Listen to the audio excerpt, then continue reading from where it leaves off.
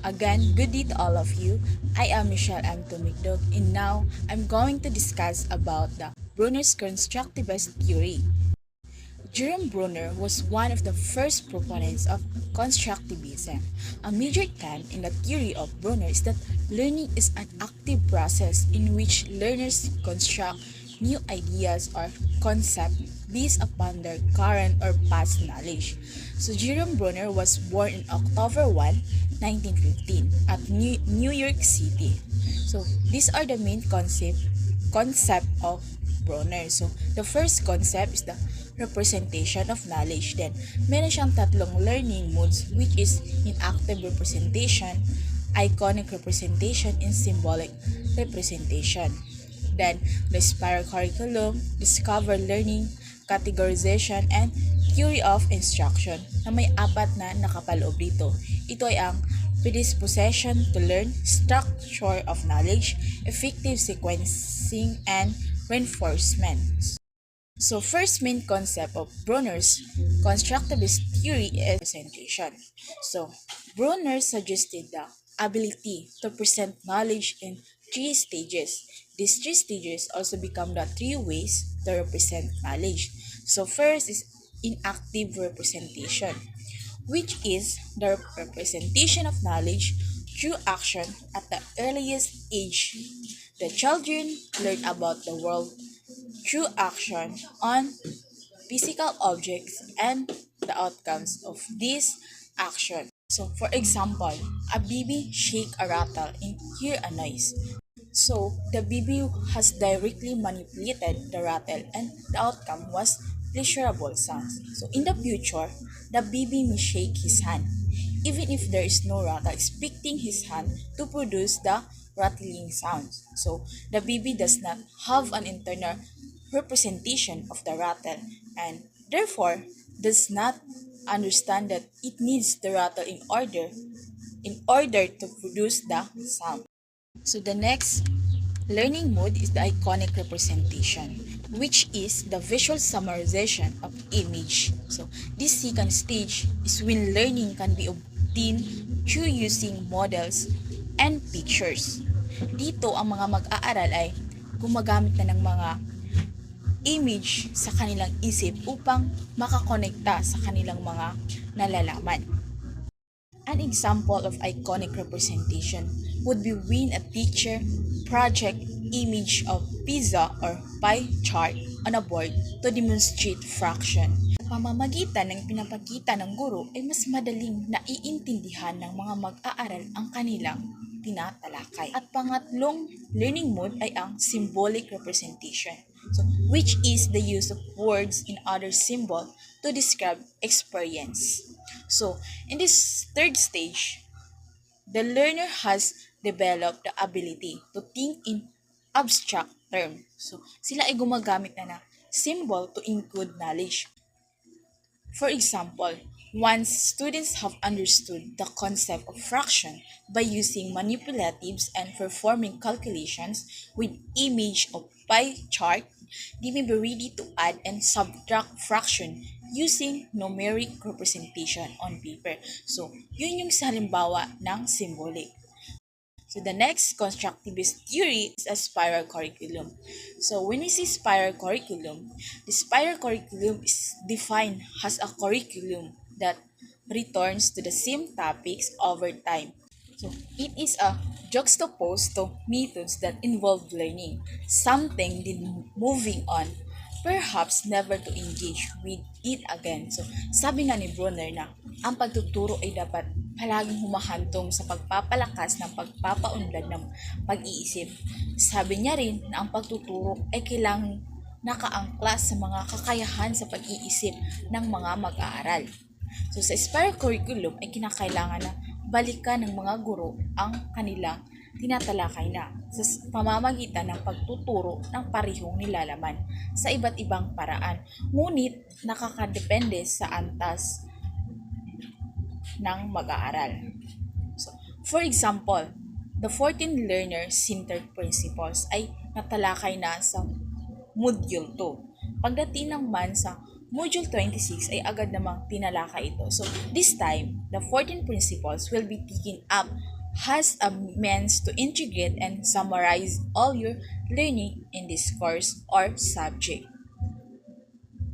Sa Keto 12 curriculum naman, the spiral progression is a mandate. Section 5, Curriculum Developed of Republic Act 10533. So dito isinasaad na ang curriculum ay dapat gumamit ng spiral progression approach to ensure mastery of knowledge and skills after each level. So tulad ng asignaturang math, dito nangangahulugang ang mga guro ay nagtuturo ng mga konsepto ng algebra, geometric, statistic at trigonometry na mula kinder hanggang grade 10 ang tinuturuan. So, ngunit hindi nangangahulugang na mula kinder hanggang ika-10 baitan ay tinuturo ang algebra, geometric, statistic at trigonometry, kundi kumbaga kung ikaw ay nasa unang baitang, ang tinuturo muna ay ang algebra.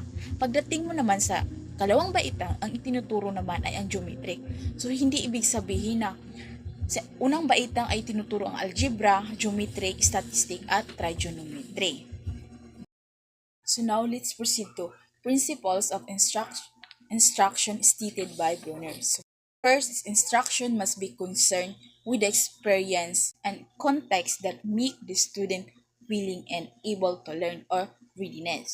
So, second, instruction must be structured so that it can be easily by the student or spiral organizations. And the third is instruction should be designed to facilitate extrapolation or fill in the gaps going beyond the information given.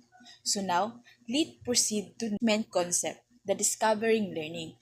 So when we see discovering learning, refers to obtaining knowledge for oneself. So dito sa discovery learning ang mga guro ang nagpaplano at nag-aayos ng mga aktibidad sa paraang ang mga mag-aaral ay maghahanap o manipulate or explore, investigate. So, sa paraang ito, the students learn to how knowledge na may kaugnayan sa domain in such general problem-solving skills has formulating rules, testing, and gathering information.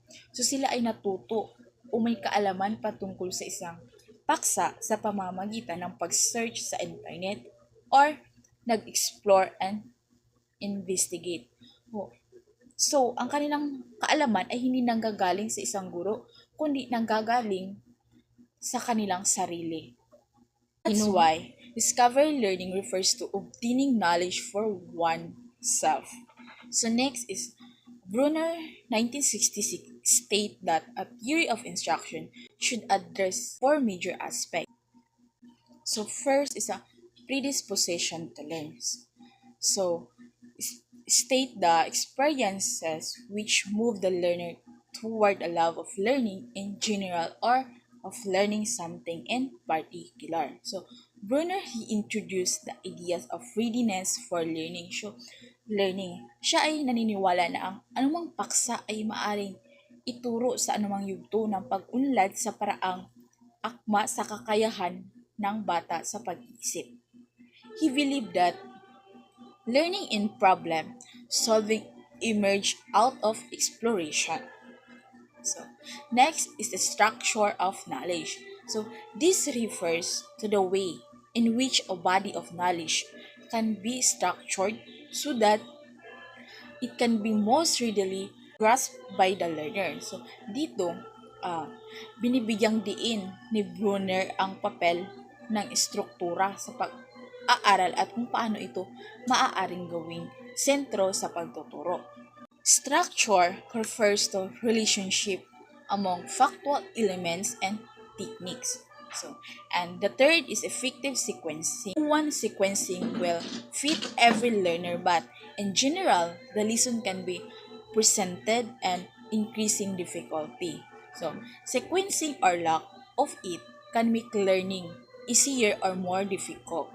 So, and the last is the reinforcement. So, rewards and punishment should be selected and paced appropriately. So, dito ay nararamdaman na sa kanyang isip ang interes ng paksa sa pinakamahusay para sa kanyang pag-aaral. And the last main concept of Brunner is categorization. So, Brunner give much attention to categorization of information and the construction of internal cognitive maps. So, he believes that perception, conceptualization, learning, decision making, and making inferences all involve categorization. Categories are rules that specify four things about objects. So, the four things are given below. So, first, the criterial attributes. So, required characteristics for inclusion of an object in a category. For example, kotse. Ang kotse ay isang bagay na kinakailangan ng kategory. Ang kotse ay kinakailangan nitong may apat na gulong at magkakaroon ng machine. Sa parang ito, ang pangangailangan ng kotse ay sinasama na sa kategorya at ang kotse ay isang paraang pang-transportasyon. So the second rule prescribe how the criterial attributes are combined. So dito ay tinutukoy kung paano pinagsama ang mga criterial attributes. So, and the third rule assigns weight to various properties. So, example, ang kotse na may nawawalang gulong at ito ay ginagamit for hauling sa mga kargamento. So, ngunit inilipat sa ibang kategorya tulad ng truck or van dahil nawalan ng gulong ang kotse. So, and the fourth rule, set acceptance limit on attributes. So, some attributes can vary widely, such as color, others are fixed. So, for example, a vehicle without engine is not a car. So, likewise, a vehicle with only two wheels would be included in car. So, there are several kinds of categories. First is identity categories. So, categories include object based on their attributes, or second is equivalent categories. So, provides rules for combines categories. So equivalent can be determined by effective criteria, which render object equivalent by emotion, reaction, functional criteria based on related function. And the third is coding system. So, are categories that serve to recognize sensory input. They are major organizational variables in higher cognitive functioning. So, ang agarang sensory data ay nagsasangkot ng paggawa ng mga hinuha batay sa mga kaugnay na kategorya. So, ang mga kaugnay na kategorya ay bumubuo ng isang coding system. Ito ay ang hierarchical arrangement of related categories. So, the principles of Brunner launched the notion that people interpret the world mostly in terms of similarities and differences. So this is a valuable contribution to how individuals construct their own models or view of the world. That's all for main concept of Jerome Brunner's, and thank you for listening.